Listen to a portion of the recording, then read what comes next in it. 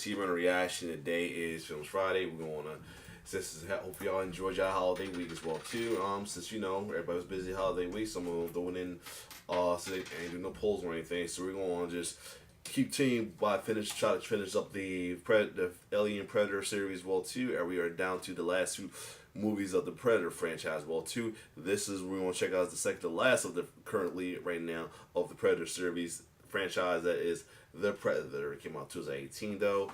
Definitely interesting one I want to check out, especially since Keegan-Michael Key was in this one, so I want to check it out. So he's Key from Key and Peele though, so it's interesting in something like this. He's a funny dude, good actor as well too. So without further ado, and the best substitute teacher out there.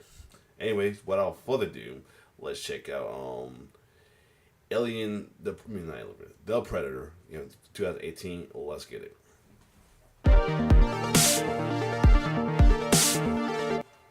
Welcome to the Kill Count, where we tally up the victims in all our favorite horror movies. I'm James A. Janice, and today we're looking at The Predator, released in 2018 as the fourth standalone Predator film. It was co-written and directed by Shane Black, who played the vulgar jokester Hawkins in the original film in 1987. Back before this movie came out, I said that Black would be sure to treat the series right with it. Well, it came out, and turns out I was dead wrong. Why was The Predator such a disaster? Well, aside from a real-life controversy wherein Shane Black hired a registered sex offender without telling anyone, the movie itself has a boatload of issues. Most obvious is the fact that it's basically an all-out comedy, with every single character cracking quips like they're in a Joss Whedon jam, but it's also got way too quick a pace and a real tone-deaf depiction of autism where it's basically played like a fucking superpower. Plus, this thing was reshot and re-edited so many times that the story left remaining is riddled with plot holes and random nonsense. In fact, the only thing this movie seems to get right as a Predator flick is having a high body count. Here, I'll show you.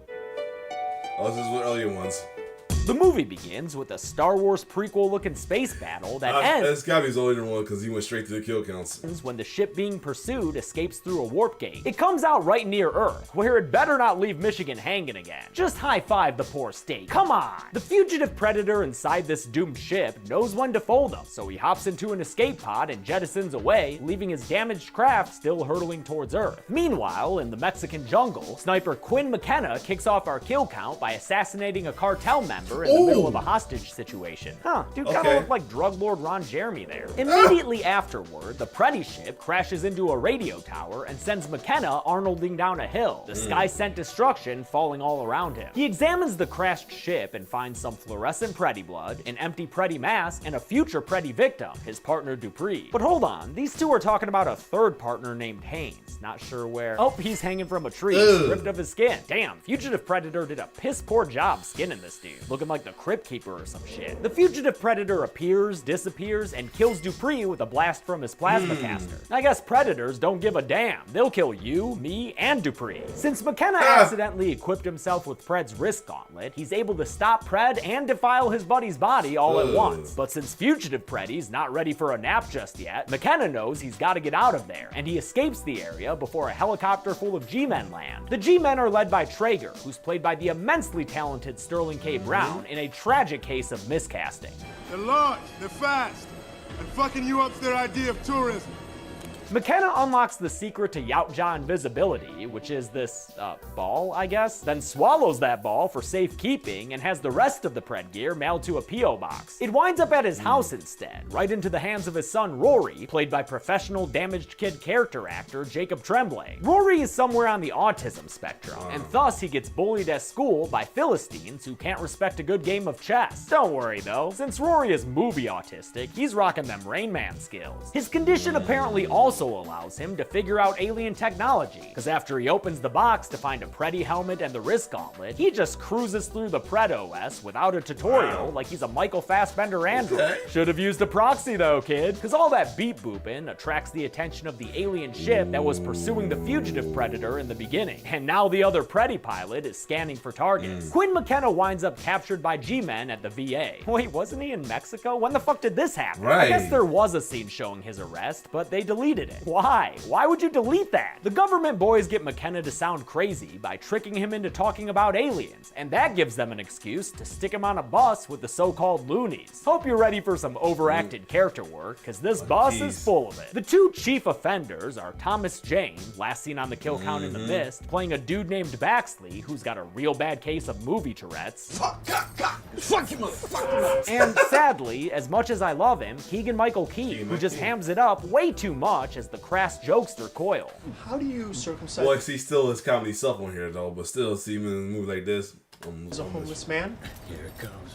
Kick your mom in the chin. I feel like Lord. Shane Black just rewrote his own character from the first movie and had Key play it. But Coyle ends up being just too damn much. Like, dude, just shut the fuck up. You shut the fuck up. Less overacted is Lynch, played by Game of Thrones' Alfie Allen. I guess he does card tricks or something. And Nettles, a God-fearing vampiric-looking dude. Laugh all you want, but when you're standing at attention before your maker, I always stand at attention before I make her. Oh shit. Stop! The only one I actually like a little is the leader of the Loonies, man. Nebraska Williams, played by Trevante Rhodes, who was just seen on the kill count in Bird Box. Bird And Box, hey, yeah. while we're at it, let's meet another character. Fuck it. Dr. Casey Brackett, an evolutionary biologist, played by attacker of the show Olivia Munn, gets picked up by G-Men who ask her for help with their alien problem. They take her to a place called Project Stargazer, and okay, I do like the Haunted Mansion joke they do on the elevator. Is it just your imagination, or is this haunted room actually stretching? She meets amiable Sean Keys, and I can appreciate the What's Predator the name? continuity here. Not only does Busey this lab son. have the actual props and Jake masks Busey. from the previous movies in glass cases, but Sean Keys is the son of Predator 2's Peter Keys, Right. who was of course played by Gary Busey, Wow. the real-life father of Sean's actor here, Jake Busey. That's a lot of fun. Brackett interesting. discovers that Project Stargazer has collected a Predator to prod. Dr. Brackett,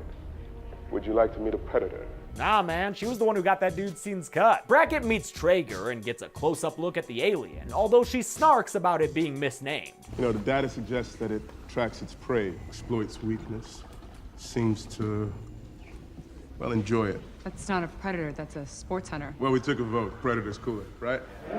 Fuck yeah. Still, she's so impressed by the extraterrestrial that she flips the franchise's script. What a beautiful motherfucker. Oh man, do we have another interspecies shipping on our hands? Apparently Brackett's boyfriend here has human DNA in him, and Project Stargazer wants to know how. You want to know if someone fucked an alien? Okay, yep, we are already sliding way too hard into humor here. After the military detects that impending predator ship, alarms go off in the science bunker, and during the noise and confusion, the Damn. fugitive predator wakes Everybody's up, on this joint. Like Lockley Monroe too. not in the best of moods, Oh, here we and go. breaks free to bolster our kill count. His first batch of victims includes 6 people, a woman he uses as a body shield against the bullets coming his way, a dude who falls down randomly to some gunfire in the back there, a guy who gets backhanded across the room into science stuff, a dude who gets a knife tossed into his forehead, a guy that Pred kills kinda lazily as he moves on, Oh, shit. and finally, a dude he tosses into a window. With that much blood, I think that guy's dead. The Predator heads out into the hallway and kills another guy by breaking his back against the wall, and uses that dude's gun to mow down 3 more victims, 2 in the hallway and 1 at the top of the stairs. Then he grabs one of the Preddy masks they have on display and looks through it, which somehow lets him see through the eyes of the mask Rory has, and then track down his personal info so he can dox him? What's even going on here? Since when is this a thing? As the Looney Bus happens to pull up to the science lab, weird security cam style shots show us more kills. There are 3 dead bodies in this hallway right here, and 2 in the stairwell. Oh, make that 3. 3 in the stairwell, for 6 total. Then, as the bus occupants wonder what's going on, they see another kill. This dude thrown from the rooftop to his death on the ground. Splat. I do like the bouncing helmet after Splat. the land. Jeez. McKenna points out the Predator running around on the roof and tells the Loonies it's the same alien he saw in Mexico, and that he wants to kill it for taking out his partners. They stage a distraction involving more shithouse jokes from Coyle. Hey, Baxley, if your mom's vagina were a video game, it'd be rated E for everyone. Oh, And in the shit. resulting chaos, they're able to take control of the vehicle and ditch their camo-clad babysitters. Time for a field trip, motherfuckers! By this time, Brackett has made it outside and ends up in a 2-tiered race with the Predator, which the Loonies see from their school bus. Hey, a Pred dude, alright! She ends up on top of their bus, and they chase after the Predator like this is Mad Frickin' Max, but Right. Pred just pops a tire, and Brackett jungle to jungles her foot, so the Loonies end up losing their prey. They see some G-Men starting to arrive, but a convenient fleet of motorcycles allows another variation on an old classic. Get to the choppers! And so, one American badass clothesline later, the Loonies and Brackett are able to easy ride around out of there. As for the Predator, he hitches a ride on a truck and gets 4 kills in the process, using his shuriken and wrist blades to chop down all the dudes in the back before he engages in some very out-of-character humor. Everything okay back there? Oh God. You fucking guy. Yo, Shane Black, a lot of your stuff is funny, dude, but you can't have every single character, right down to the goddamn alien, cracking jokes. A little goes a long way, you know? The Loonies hide out in a motel called the Humdinger, good place to get a beach, and they try to make Brackett comfortable as she finally sleeps off the trank juice. Yar. It doesn't work, because obviously, but after failing to make a run for it, McKenna tells her that Traeger and his G-men will probably have her killed, so she might as well join forces with them to, take down the Predator, I guess? It doesn't make a lot of sense to me, and it also doesn't help that these freaking characters just won't stop making jokes. It's called the Predator. It hunts people for sport. Technically, it's not a predator. It's like kind of a... Thank you. McKenna realizes that the Predator's probably looking for the gear he stole, which is currently with his son. Rory ends up using the mask to get a little exposition in the form of a holographic movie. Uh-oh, looks like some other Predators have been making an ultimate Predator using mad science. That experimental parole Predator has landed on Earth by now, and he sends out some Preddy dogs to track down his fugitive brother. McKenna gets home and finds that the box of Preddy gear is empty, so he tells his wife Emily, played by Yvonne Strahovski, that they need to go find Rory, because that kid be walking around trick-or-treating with a Preddy mask taped to his head. Before they head out, though, might as well have another scene of the Loonies being cartoon characters while they make jokes about Emily's artwork. They're my unit. They're soldiers. Oh, there's his unit. Oh, Jesus Whoa, Christ. Selena Joy painted that? While trick-or-treating, Rory gets picked on by those bullies from school, as well as, what, a random adult stranger who throws a beer at him? That guy definitely fucked up, because the Pred helmet blows up his house in an act of automatic retaliation. The Loonies, now in separate I mean, he vehicles, did deserve give it. police reports about the explosions. He deserved that. You don't pick no kid, you dickhead.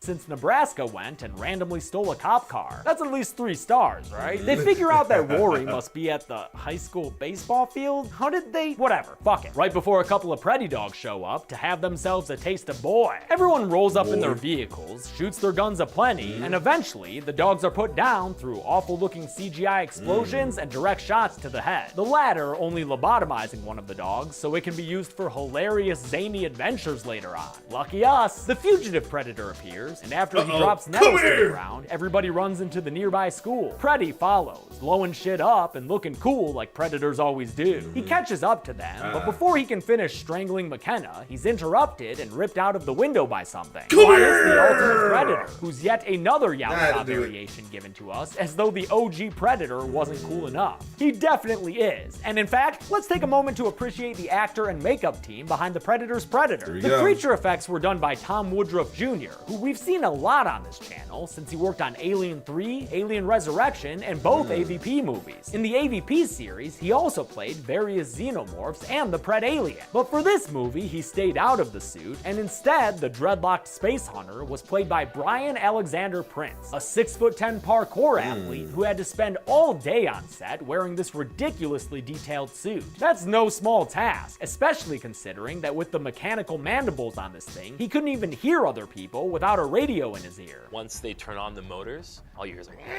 is like, it's all back here. All the servos and motors are back here. Prince gave the role his all, even suffering bruises on his nose from wearing the mask, and regardless of any other flaws this movie may have, we've gotta appreciate the people behind the Predator himself. Because That's the fact that dude is 6'10", he does parkour, that's impressive right there. I mean, you never think about somebody being that tall, being a parkour person. You know what I'm saying, let me say Brian Alexander Prince, I guess his name is. I wonder if he did anything else. Yeah, brother. Yeah, I wonder if he did anything else other than that, man. Or did he play sports? Yeah, man, parkour athlete, man. You would never thought somebody would be that tall to do parkour. That's awesome. He still looks and acts cool. The two Predators get into a pretty one-sided Preddy fight! And before long, the monstrous Ultimate Predator puts down the fugitive with ease. As the loonies hop into their trailer to escape, Ultimate Predator kills his ultimate prey with a punch to the face, followed by a classic despining. And yes, predators go on the kill count. Always have, always will. They're just too cool not to. Although they do seem a little less cool when we get subtitled dialogue from them. I don't know, it just seems wrong, dude. The loonies take refuge at a barn where the movie takes a stab at character development. Look, Coyle and Baxley are besties, and McKenna wants to be a good dad. That's nice. While sciencing with Preddy's spinal fluid, Brackett discovers that the Yautja are trying to improve themselves through genetic tinkering, retconning a reason behind all that spine ripping they're always up to. I think they're attempting hybridization. Thus, the gargantuan Ultimate Predator. That's cool and all, I guess, but then the movie takes it in this direction. You know, a lot of experts say that being on the spectrum isn't really a disorder.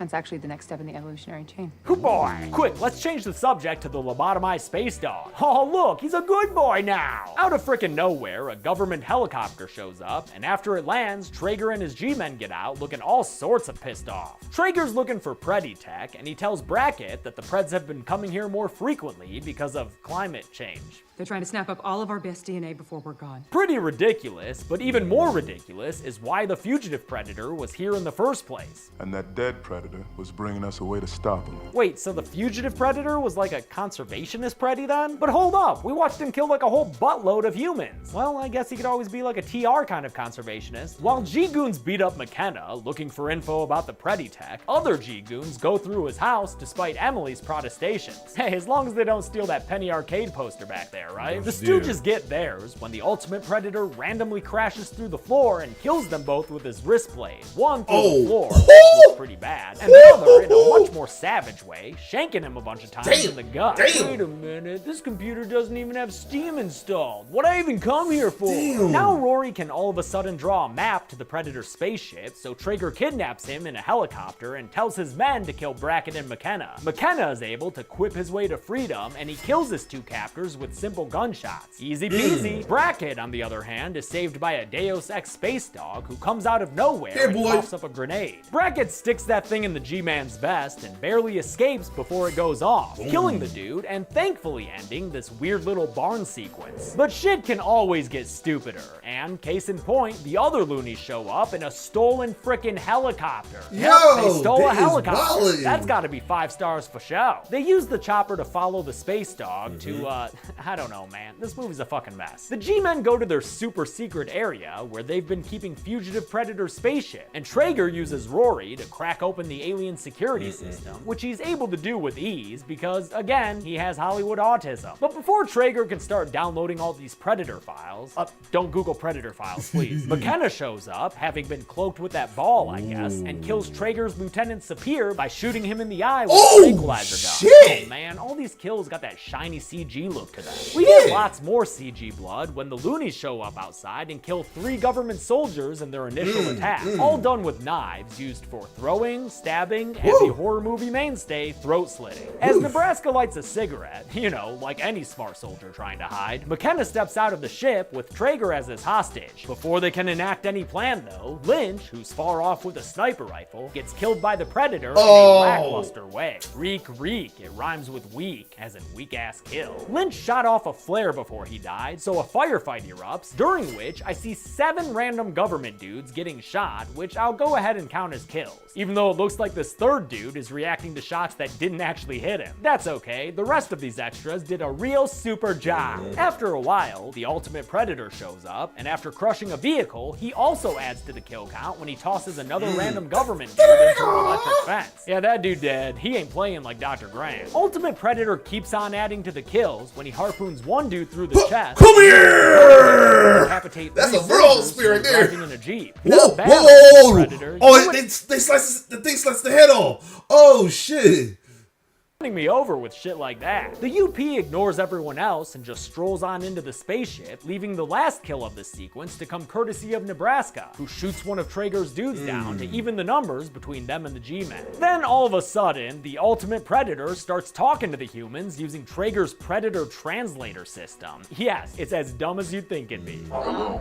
I have enjoyed watching you kill each other. Especially when he starts saying that he wants to take McKenna home with him since he seems like a true warrior. He will be your leader. He will be my prize. The Pred tells the humans he's going to hunt them and gives them a head start, sending the loonies and the G-Men running into the woods in an uneasy alliance. As Ultimate Predator leaves the fugitive ship, blowing it up behind him, one of Traeger's dudes decides to randomly throw the Predator shuriken. It comes back and cuts his hand off, and when the guy loudly yells about it, Traeger mercilessly murders him in an effort to keep him quiet. Another of Traeger's dudes is pulled up into a tree and gets bitten by the Ultimate Predator. Decapitated. And yep, there's our Ultimate Preddy boy, I guess. Isn't he handsome, Traeger? More action and gunfiring commences, with Traeger now using the shoulder-mounted plasma caster, and Ultimate Predator keeps the kills coming by blowing one dude all to pieces with his wrist blade projectile. Oh, no, we don't need to see that in slow motion. It's not good enough for all that. They eventually manage to cover the Predator with some flammable dust and light him up with a gunshot. Baxley senselessly leaps onto this mountain of flaming alien, causing Traeger to laugh at him before this happens.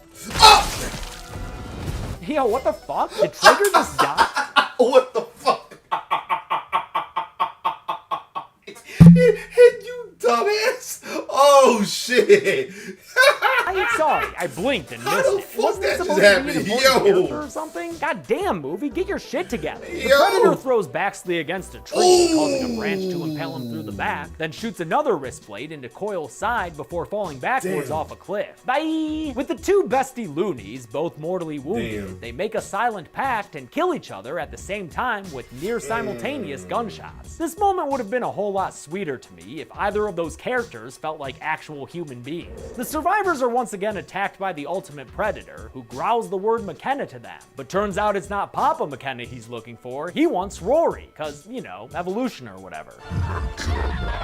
Don't worry, Pred's got a kid-sized pod waiting for Rory on his secret hidden spaceship. McKenna and the last loonies, Nebraska and Nettles, get on top of the ship's roof while Brackett lands an explosive hit that gives it a rocky takeoff. It's still able to get pretty high up though, and when the Predator turns on the ship's shield system, we get a very cool action moment where McKenna and Nebraska get trapped on opposite sides of the force field while Nettles is cut down at the knee, presumably dying after his body flies off the ship with no feet to land on. Nebraska, finding himself on the wrong side of the shield, decides to do McKenna a solid by sacrificing himself and jumping into the spaceship's engine, shooting at it while he does. It's a cool way to go out, I guess, especially since it works and the ship starts to falter. It crashes to the forest floor, as does McKenna, and Ultimate Predator steps out to whoop some ass of the dude who fucked up his ride. Before he can kill McKenna though, Brackett jumps on the Predator's back and shoots him in the head a few times. Then all sorts of shit happens to this poor alien. He gets knocked down, rolled around, that shitty kid activates his own ship's shield and cuts off his hand. And then finally, his own dog shows up out of nowhere again to once again give Brackett a weapon, which McKenna ends up using to blow the Ultimate Predator into a Johnny got his gun condition. McKenna finishes the big bad Preddy man off with a couple of gunshots to the head, and that's a wrap on this latest Yout Job variation. In a very tacked on epilogue, we see that McKenna has become part of the brass. Oh, and he has his kid working for the government now too. A scientist tells McKenna that they found a gift left over from the fugitive Predator, and turns out that gift has a name. I guess you'd call it the Predator Killer. The Predator Killer is this thing, which attaches to a guy and preds him up in a complete ripoff of Iron Man. Did Shane Black steal a graphics package from the Iron Man 3 editing bays or something? The movie ends with some action hero lines that are just as awful as the rest of this shit. That's my new suit, Bubba. Hope they got into 42 long. How many people were killed by the Predators in The Predator? Let's find out and get to the Predator. Or the numbers. Get to the numbers. This was a bad movie, but There it was were cool. 58 kills in cool. The Predator, the second most of the series. The victims included 55 men, only a single woman scientist, one regular-sized Predator, and finally, one big-ass Ultimate Predator. Great to see those key lime wedges back in the pie chart, right? With a runtime of 107 minutes, that left us with a kill on average every 1.84 minutes. I'll give the golden chainsaw for coolest kill to Nettles. I've always wondered what happens as a ship's force field is deployed, and now I know. And if you in its way, you can kiss your limbs goodbye. Bell Machete for lamest kill will go to Lynch, who was killed without any kind of fun fanfare. We'll see if Theon gets a better end later this year. And that's it. The Predator came out in 2018 and was co-written by Shane Black and Fred Decker, who also wrote The Monster Squad together. together. Probably explains why this movie was such a comedy. Before I let you go, I want to let you know that today's episode was brought to you by Case File, an awesome true crime podcast. Here on Dead Meat, we look at fictional horror, but Case File is your source for deep dives into investigations of solved and cold cases from around the world. Right now, they're doing a 5-part series about the Belanglo murders, investigating Australia's worst serial killer. Check that out and all their other episodes by subscribing and listening to Case File for free on Apple Podcasts, Spotify, or anywhere you listen to podcasts. Next week is the Kill Count's 2-year anniversary, but until then, I'm James A. Janice. This has been the Kill Count. Thanks a lot for watching this week's Kill Count. I want to thank some patrons like Justin Holger. There you have it, though. And so there you have it. We got one more left for the Alien Predator franchise, and that'll be done. And then we'll figure out what we're gonna do next. Then like to promise, I'm gonna do the classic horror franchise as well too. Classic horror, horror films as well too, as promised though as well too. Since a lot of folks have asked for it. But other than that, next week will be poll week. Will be a new poll week as well too. New poll week, and then after the week after that, we're going depends on what movies come out. We're gonna do the non-film live action poll week as well too. It depends on that was released by that time. It could be another play in turn before the actual poll as well too. Other than that, if you like my reaction, like, share, subscribe to my YouTube channel. It's your boy T-Bird signing off. One love.